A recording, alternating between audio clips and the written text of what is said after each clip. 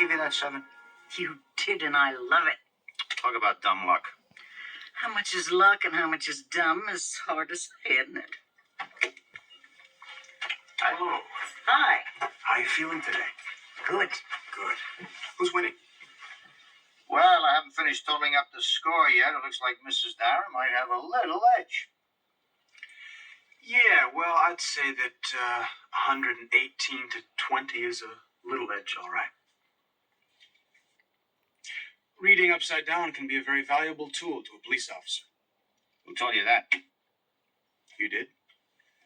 Even the best of us make an occasional mistake. Forgive me, Mrs. Darren. I have to get back to the precinct. I'm going to take you next time. I want to talk to you two. Outside. Secrets, Lieutenant? No, Mrs. Darren, but sometimes my language becomes excessively colorful when I talk to Webster and Gillis. Outside. Well, excuse us.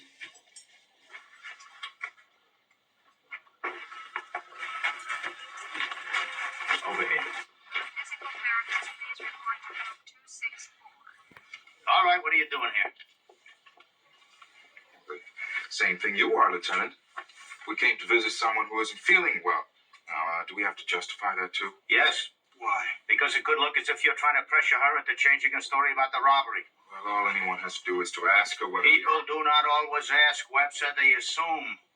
They wonder, they conjure, they conjecture where policemen are involved, and believe me, you two are involved. Stay away from that woman. It could be misunderstood. Her family is trying to have her put away in some kind of home, Lieutenant. Now, come on, what are we supposed to do? Just turn our backs on her? Is that what you're saying? What I'm saying, Gillis, is that people feel bad about that woman, and they are looking for someone to punish. What I am trying to do, to the best of my ability, is to make sure that someone is not you. Now, don't fight me on this. I'm trying to help you. All right. Stay away from the precinct. Yeah. Stay away from Mrs. Darren. Mm-hmm. You get the feeling we're not too popular around here? Looks like we can start to phone it in. Just like Mrs. Darren did. What are you talking about?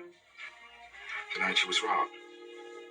The only people she told she was going out was her daughter and son-in-law. And they live out of town.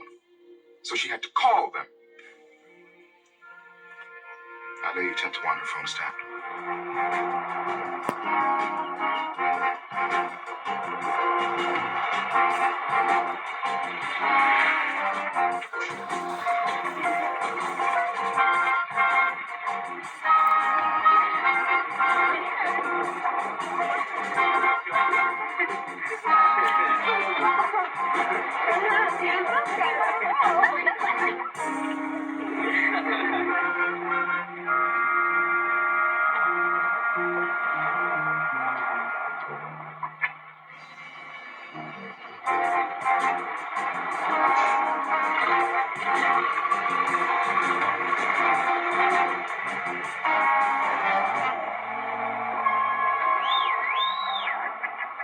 Terry!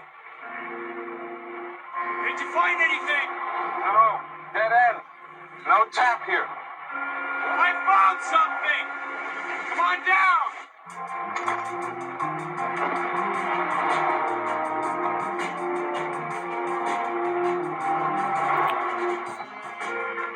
Okay. Now, we know that they only hit houses on the beach side of the highway, right? Now, we also know that the roadblocks have come up with absolutely nothing. Right. Okay. You ready for it? There it is. Right there. Hey, what is? The way to predict when those guys are going to hit next. The time. Okay. September 10th, 5:15 a.m. Low tide. 3 a.m. Low tide. 17th, 4:39 a.m. Low tide.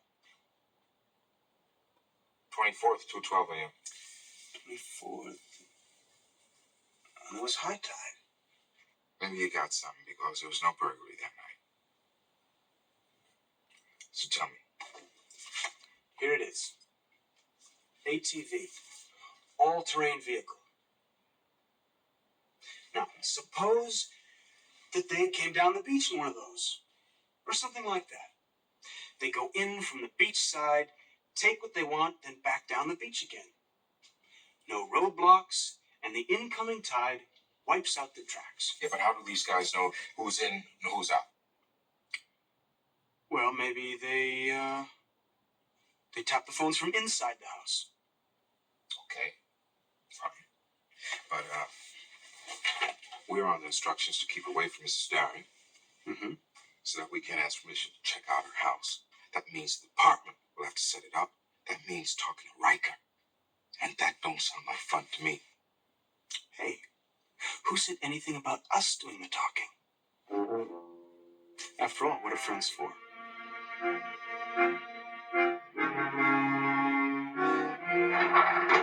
All right, tell me the rest of it. Well, I thought maybe we could take a look at the phones in the house and see if that's possibly how they're getting their information. All right, it's worth a shot. Don't call Mrs. Darren, though. Find out if there's a housekeeper first. Permission from her should get us on the premises, then we won't have to bother Mrs. Darren. Well, that look as if we're going behind her back. No, Officer Danko, it will not. In 2 days, that woman is going to be moved into a custodial home. The one thing she does not need is any more hassle from us. Lieutenant, I don't think that's... Now, look, I've already had to put Webster and Gillis on a shelf because of this thing. I don't like that. An old lady is being taken out of a place she wants to stay in, and I don't like that either. And the one thing I like the least is every time I say something, I get arguments in return. Now, look here, you're going to do this thing my way, or it's not going to be done. You understand that? Yes, sir. Do you understand that's pencil shavings you're putting on your hamburger?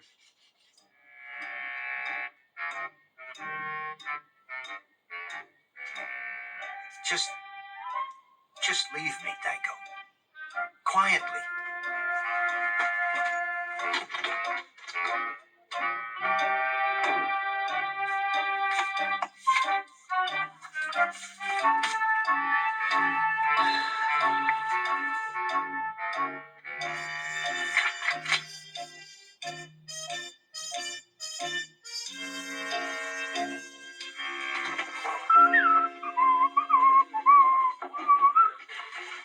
You bought it. All the way. All right. I'm calling Mrs. Darren's housekeeper and set up the appointment. Good. Oh, yeah. You don't suppose I spoke too soon, do you? Danko,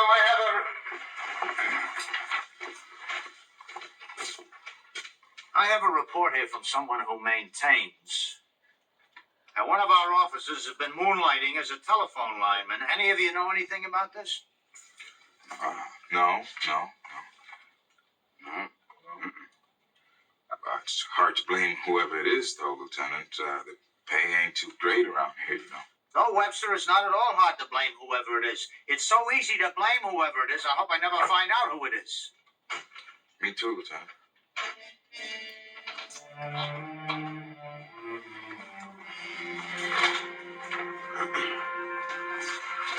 I better make a call before Riker changes his mind or loses it altogether.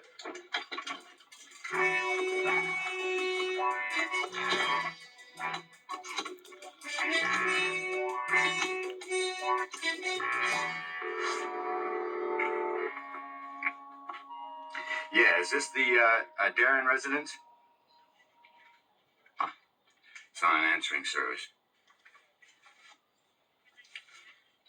Yeah, I'd like to leave a message for Mrs. Darren's housekeeper. My name's Danko, Mike Danko.